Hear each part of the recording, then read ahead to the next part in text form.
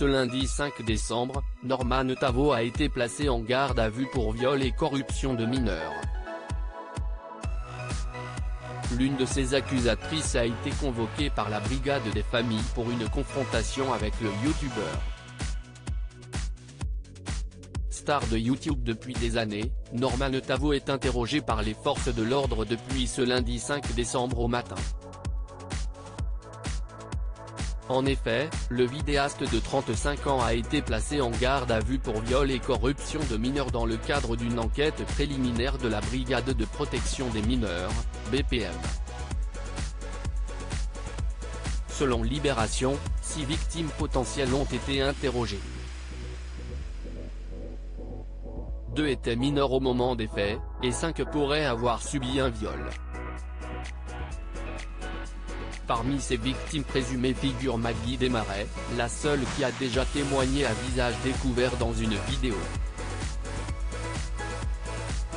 Cette jeune femme québécoise n'accuse pas le youtubeur de viol, mais de lui avoir demandé des photos dénudées en 2020, alors qu'elle était âgée de 16 ans.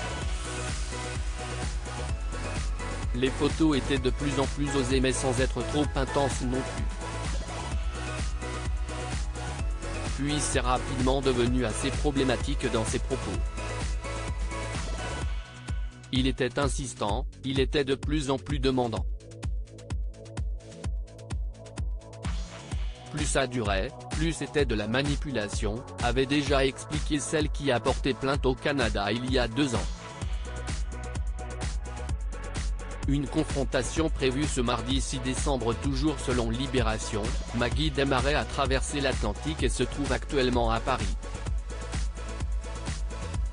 Elle a en effet été convoquée par la Brigade de protection des familles pour une confrontation avec Norman Tavo.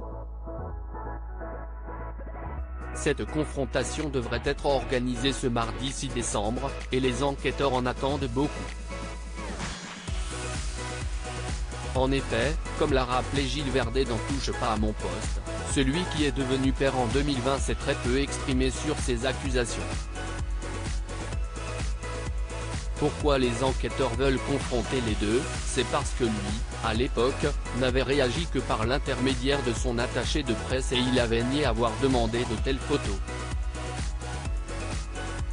Donc il y a 2 versions totalement différentes.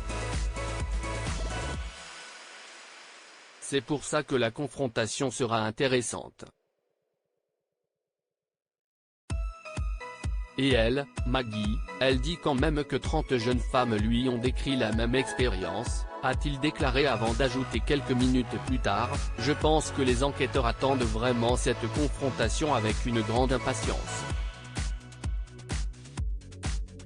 Elle devrait en tout cas permettre d'y voir plus clair dans cette affaire.